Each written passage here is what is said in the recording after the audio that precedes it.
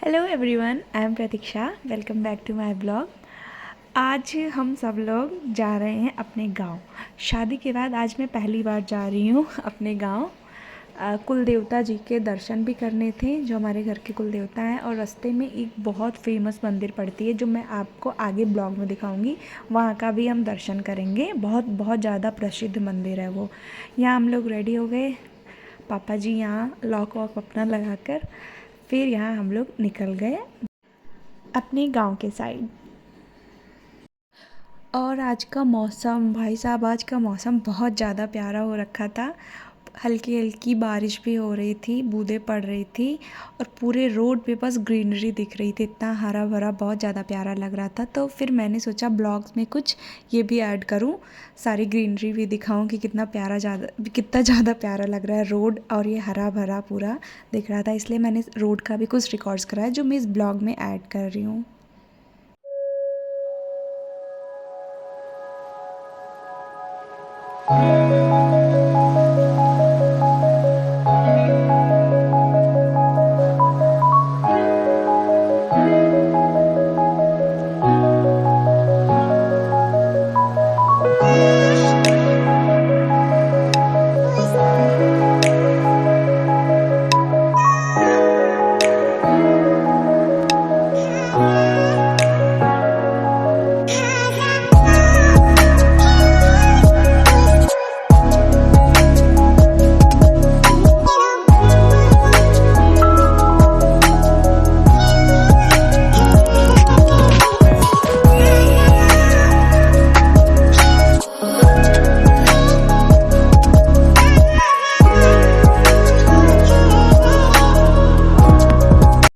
बस गाइस, बस हम पहुंचने वाले हैं उस प्रसिद्ध मंदिर के पास जिसका मैं बता रही थी, और ये हम पहुंच चुके हैं वहाँ।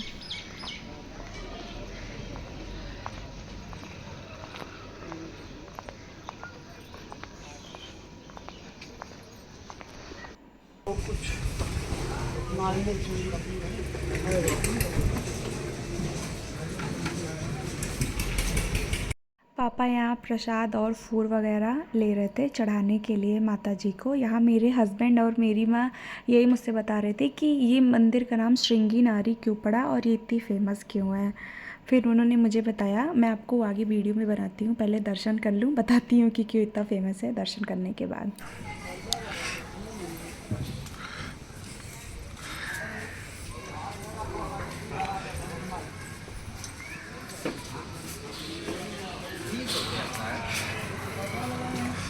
भोग लगा दिए हैं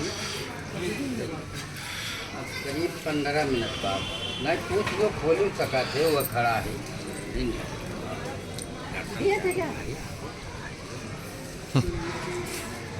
पूछा जा खोल सका थे।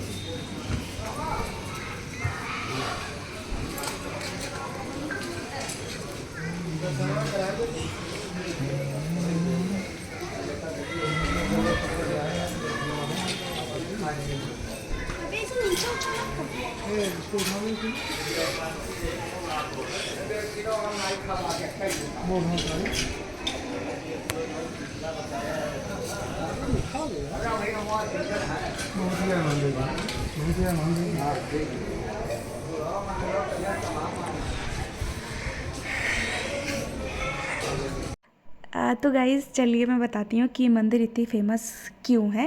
जैसा कि मेरे हस्बैंड और मेरी माँ ने मुझे बताया, ये मंदिर श्री राम जी की बहन और दशरथ जी की पुत्री संता माता जी ने यहीं पर पूजा करी थी श्री राम जी के जन्म के लिए। और इस मंदिर का नाम श्रृंगी नारी क्यों पड़ा वो भी मैं बताती हूँ। जब शांता माता जंगल तपस्या करने आई श्री राम जी के जन्म के लिए, तो उनकी मुलाकात वहाँ श्रृंगी ऋषि जी से हुई। तपस्या पूरी होने के बाद श्रृंगी ऋषि जी ने और शांता माता जी ने आपस में शादी कर ली, और श्रृंगी ऋषि जी ने इस स्थान को श्रृंगी नारी के नाम से स्थापित कर दिया।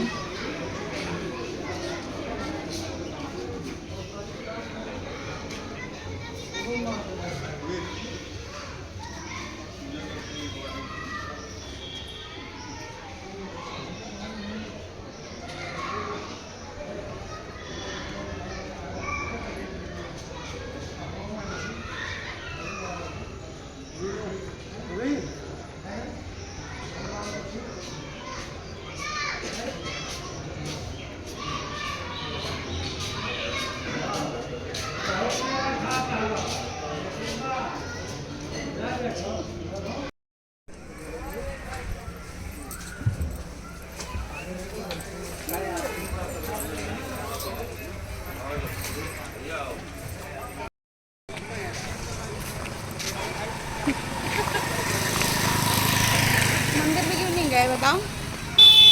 गए तो थे, ऊपर वाले मंदिर में नहीं गए क्योंकि पैर दर्द हो रहा था मेरा। यहाँ हमारा दर्शन अच्छे से हो गया, पूजा भी अच्छे से हो गई। फिर हम वहाँ से निकल गए अपने गांव के साइड। और ये मंदिर हमारे गांव को जब हम जाने लगते हैं तो रास्ते में ही पड़ता है, एकदम रोड पे ही है। चलिए अब चलते हैं अपने गांव के साइड।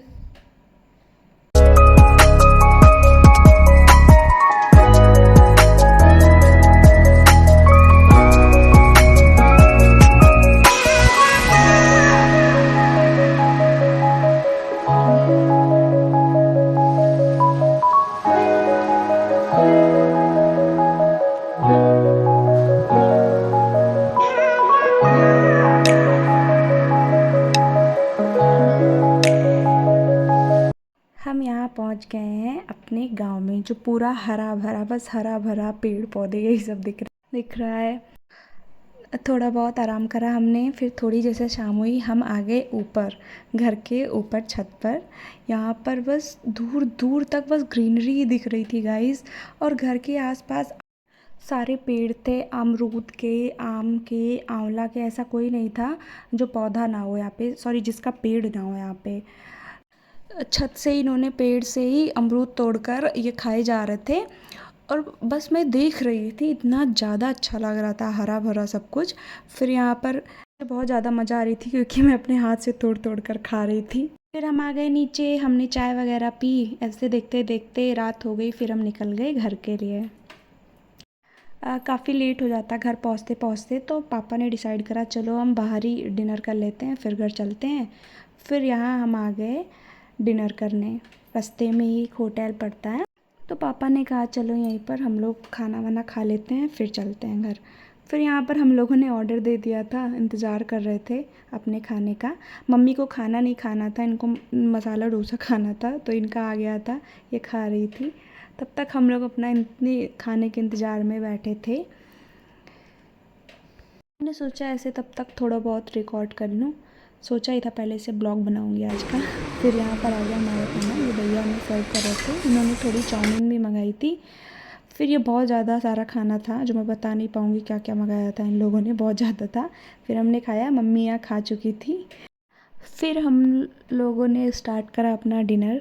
धीरे धीरे हम सब लोग खा रहे थे। खाना टेस्टी था, देखने में टेस्टी लग रहा था, खाने में भी टेस्टी ही था गाइस।